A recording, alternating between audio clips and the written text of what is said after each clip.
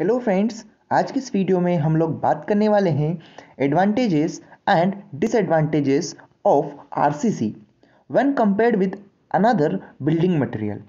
ठीक है, मतलब कि यहाँ पर हम लोग डिस्कस करेंगे आरसीसी जो है इसके क्या एडवांटेजेस हो सकते हैं या क्या डिसएडवांटेजेस हो सकते हैं जब किसी और मटेरियल से हम लोग इसको कंपेयर करते हैं। तो लेकिन उससे पहले मैं आपको कुछ बता देना चाहता हूँ।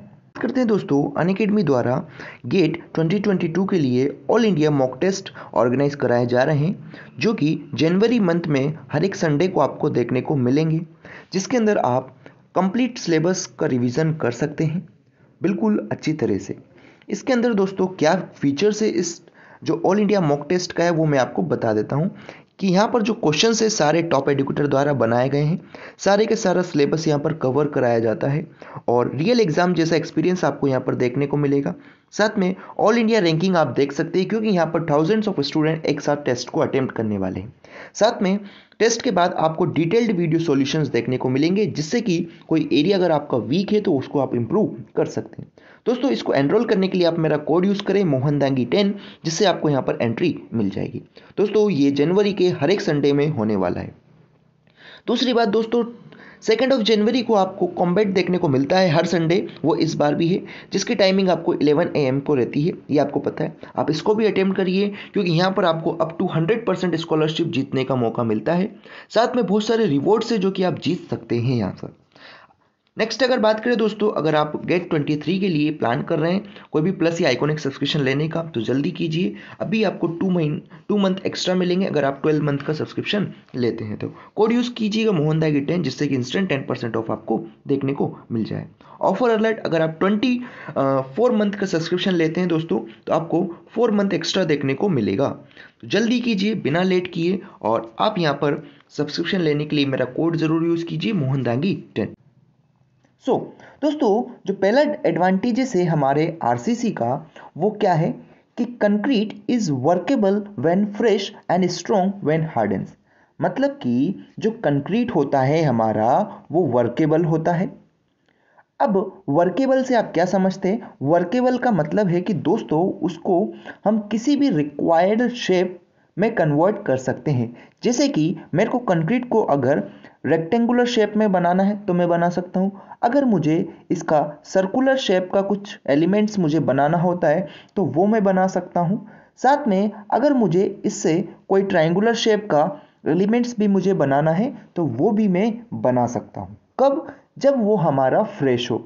जब हमारा कंक्रीट फ्रेश होगा तो वो वर्केबल होता है, मतलब कि हम उसको किसी भी शेप के एलिमेंट्स में कन्वर्ट कर सकते हैं।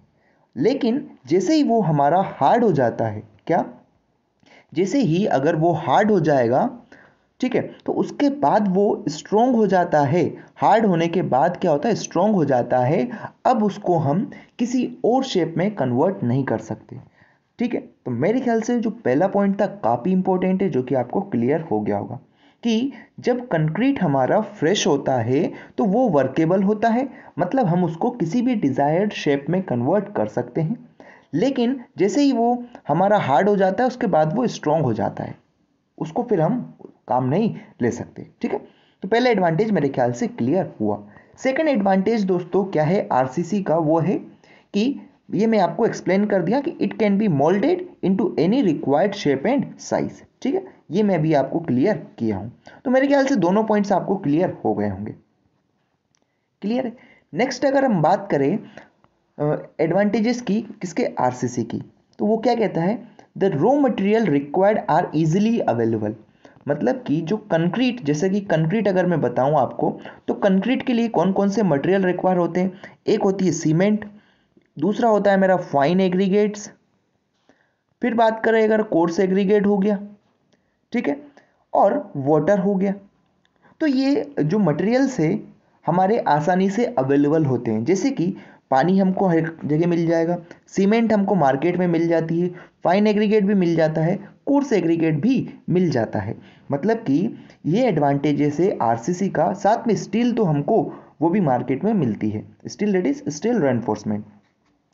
तो क्या बोले हैं कि जो मटेरियल्स हमको कंक्रीट के अंदर रिक्वायर्ड होते हैं, डेट इज आरसीसी के अंदर, that is coarse aggregate, cement, fine aggregate, coarse aggregate, water and steel, ये आर इजिली अवेलेबल होते हैं, ठीक है, as compare to other building material के, वो भी मैं आपको बताऊंगा, ठीक है। इसके बाद जो एडवांटेजेस है वो ये है दोस्तों कि यहाँ पर skill is not required for casting concrete element. दोस्तों यहाँ पर मैं अगर बताना चाहूँ तो किसी को मान लो कि कॉलम खड़ा करना है, ठीक है, तो आपने देखा होगा कि जो मिस्त्री लोग होते हैं वो हमारे कोई इतनी ज़्यादा स्किल उनके पास होती नहीं है, पढ़े लिखे होते नहीं है, लेकिन फिर भी कॉलम की कास्टिंग वो कर देते हैं या मकान बिल्डिंग वो बना देते हैं। तो यही बोला गया है कि अगर कंक्रीट की कास्टिंग में कोई भी स्पेशल स्किल रिक्वायरमेंट नहीं है। वहीं अगर हम बात करें दोस्तों स्टील के अंदर, जब स्टील का काम किया जाता है, ठीक है, तो वहाँ पर हमको जो मिस्त्री होता है वो स्किल्ड होता है, उसको मालूम होना चाहिए किस टेम्परेचर पर हमको वेल्डिंग करना है, किस एंगल पर वेल्डिंग करनी होती है, वहाँ थोड़ी स्किल की ज़रूरत होती है। लेकिन कंक्रीट के केस में ऐसा कुछ नहीं है, या आरसीसी के केस में ऐसा कुछ नहीं है, ठीक है। नेक्स्ट एडवांटेज दोस्तों इसका ये है कि जो कंक्रीट है ये हमारा ड्यूरेबल है एंड फायर रेसिस्टिंग है और रिजिड है साथ में। क्या बोला? कंक्रीट ड्यूरेबल है, मतलब लॉन्ग टाइम तक ये चल सकता है। डेट इज एवरेज लाइफ अगर हम बात करें आरसीसी की तो वो 80 ईयर्स लेकर चलते हैं, एक एवरेज लाइफ की मैं बात करूँ तो। साथ में फायर रेसिस्टिंग है, जैसे कि हमारा अगर वुड यूज़ किया है या फिर स्टील यूज़ किया है तो स्टील के कंपैरिजन में दोस्तों ये क्या है, हमारा अच्छा फायर रेसिस्टिंग है, मतलब स्टील पहले हमारा मेल्ट हो जाएगा लेकिन कंक्रीट कुछ हद तक फायर को रेसिस्ट कर पाएगा, ठीक है। साथ में रिजिड होता है, ये तो कोई बताने वाली बात नहीं है, ठीक है। तो ये कुछ एडवांटेजेस थे। इसके बाद में अगर हम बात करें तो कंक्रीट रिक्वायर्स लेस मेंटेनेंस। दोस्तों जो भी स्ट्रक्चर आपके कंक्रीट के बने हैं वो लेस मेंटेनेंस रिक्वायर करते हैं। एक बार हमने कंक्रीट को कास्ट करा दिया, उसके बाद फर्स्ट टाइम पर जो भी हमको काम करना है वो कर दिया, उसके बाद कम रिक्वायरमेंट है किसकी, मेंटेनेंस की, एज कंपेयर टू स्टील। जैसे जो आयरन के बने होते हैं उसके अंदर आपको ज़्यादा वहाँ पर मेंटेनेंस की ज़रूरत है कि कहीं उसके अंदर कोरोजन तो नहीं हो गया, उन सबको रोकने के लिए। तो ये कुछ इसके एडवांटेजेस है जो कि मैं आपको क्लियर किया हूँ। अब हम बात कर लेते हैं कुछ मेजर डिसएडवांटेजेस की, किसके, हमारे आरसीसी के। क्या क्या डिसएडवांटेज है दोस्तों? तो सबसे पहला जो है कि सेल्फ वेट है किसी भी स्ट्रक्चरल एलिमेंट का जो ज़्यादा हो जाता है अगर कंक्रीट यूज़ करते हैं तो। क्या बोला? जो सेल्फ वेट है, डेट इज खुद का वेट किसी भी स्ट्रक्चरल एलिमेंट्स का विल बी मोर जब हम कंक्रीट यूज़ कर रहे हैं तो, ठीक है। नेक्स्ट अगर बात करें, concrete has very low tensile strength. क्या बोला? कंक्रीट जो होता है उसकी टेंसाइल स्ट्रेंथ बहुत कम होती है। कंप्रेसिव स्ट्रेंथ तो कंक्रीट की अच्छी होती है लेकिन टेंसाइल स्ट्रेंथ कम होती है। अब टेंसाइल स्ट्रेंथ क्या समझ सकते हैं? अगर इसके ऊपर मैं टेंसाइल लोड लगा रहा हूँ, ठीक है, टेंसाइल लोड लगाऊंगा तो ये मेरा क्या होगा दोस्तों, यहाँ से फेल हो जाएगा। कौन? कंक्रीट फेल हम हो जाएगा। तो क्या बोला कि इसकी टेंसाइल स्ट्रेंथ क्या होती है, कम होती है, किसकी, कंक्रीट की। हेंस यहाँ पर क्रैक हमको देखने को मिलते हैं टेंशन जोन के अंदर। अब ये तो मैं बात कर लिया, अब टेंशन जोन अगर मान लेता हूँ मैं, सपोज ये मेरा कोई बीम था, इस बीम की ये मेरी न्यूट्रल एक्सिस थी। ये सब चीज़ें आप आगे जब पढ़ोगे तब ध्यान में आएगा आपको, ठीक है। तो इसके ऊपर अगर किसी ने कोई लोड लगाया तो ये बेंड होने की कोशिश करेगा, ये बेंड होगा। तो दोस्तों इसमें क्या होगा, ऊपर वाला जो पोर्शन रहेगा वो हमारा किस में रहता है, कंप्रेशन में रहता है, और नीचे वाला टेंशन में रहता है। ये बेंडिंग में आप समझ पाएंगे। तो यहाँ पर क्या बोला गया है कि टेंशन जोन के अंदर हमको क्रैक्स देखने को मिलते हैं अगर यहाँ पर रेनफोर्समेंट नहीं प्रोवाइड कराते हैं। तो ये पॉइंट इसमें कहा गया, ये डिसएडवांटेजेस है कि हमको क्रैक्स देखने को मिल जाएंगे टेंशन जोन के अंदर, ठीक है। तो मेरे ख्याल दोनों डिसएडवांटेज अब आपको क्लियर है। आगे अगर हम बात करें तो क्या बोलता है कि cracks develop in concrete due to shrinkage, creep and temperature. Cracks develop होते जाते हैं कंक्रीट के अंदर, किसकी वजह से? श्रिंकेज, क्रीप और टेम्परेचर। टेम्परेचर आपको बताने की ज़रूरत नहीं है क्या होता है। यहाँ पर मैं बात करूँ क्रीप की, तो दोस्तों क्रीप जो है एक प्रकार का टाइम डिपेंडिंग फिनोमिना है।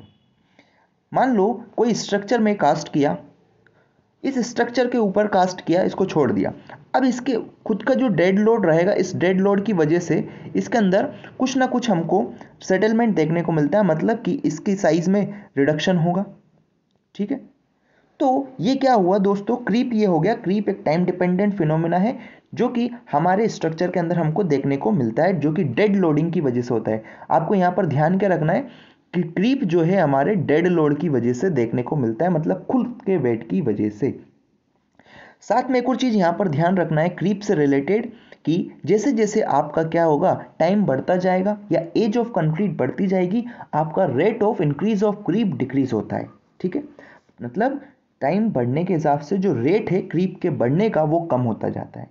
ऐसे ही श्रिंकेज होता है। श्रिंकेज जब हम कंक्रीट की कास्टिंग कर देते हैं तो उस वक्त वहाँ पर क्या रिडक्शन इन वॉल्यूम हमको देखने को मिलता है, उसको हम बोलते हैं क्या, श्रिंकेज।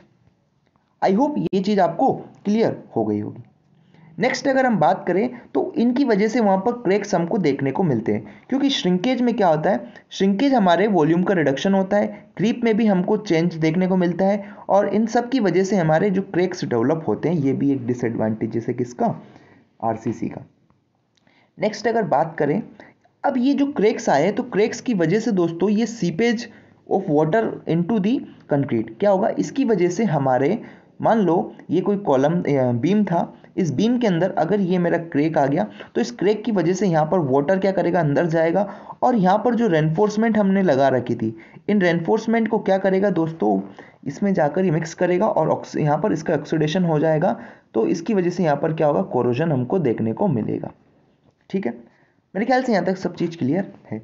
इसके बाद क्या करेंगे, ये कोरोजन करता है रेनफोर्समेंट का, और इसकी वजह से यहाँ पर पीलिंग ऑफ कंक्रीट हमको देखने को मिलता है, मतलब कि कंक्रीट का जो ऊपरी लेयर होती है वो डेट्रोरिएट होने लगती है। तो ये आई होप ये सारे जो एडवांटेजेस थे और डिसएडवांटेज थे जो अभी मैं आपको क्लियर कर दिया। यहाँ पर कुछ और डिसएडवांटेजेस जो है वो क्या है कि इसकी एक पुअर इंसुलेटिंग प्रॉपर्टी होती है। ये कोई खासकर डिसएडवांटेज है नहीं, लेकिन ध्यान में रखना है आपको कि कंक्रीट जो होता है एक पुअर इंसुलेटिंग मटेरियल होता है। ठीक है, मतलब कि आसानी से हीट और जो इलेक्ट्रिसिटी है उनको क्या करता है, ट्रांसफ़र नहीं करता है या सहन कर सकता है। फिर अगर बात करें दोस्तों, dismantling and reusing of concrete element are mostly not possible, मतलब कि अगर कंक्रीट को हम डिस्ट्रॉय कर देते हैं और फिर से उसको यूज़ करना चाहते हैं तो वो एक हद तक पॉसिबल नहीं है। ठीक है, मोस्टली नॉट पॉसिबल मतलब कह सकते हैं पॉसिबल ही नहीं है।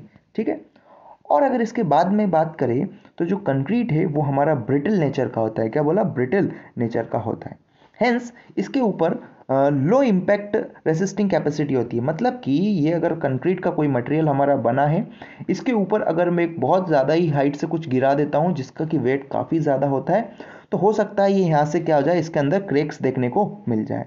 तो ये पॉइंट कहा गया है क्या कि कंक्रीट एक ब्रिटल नेचर का होता है, इसलिए उसके ज़्यादा इम्पैक्ट वो रेसिस्ट नहीं कर सकता, इसकी लो इम्पैक्ट रेसिस्टिंग कैपेसिटी होती है।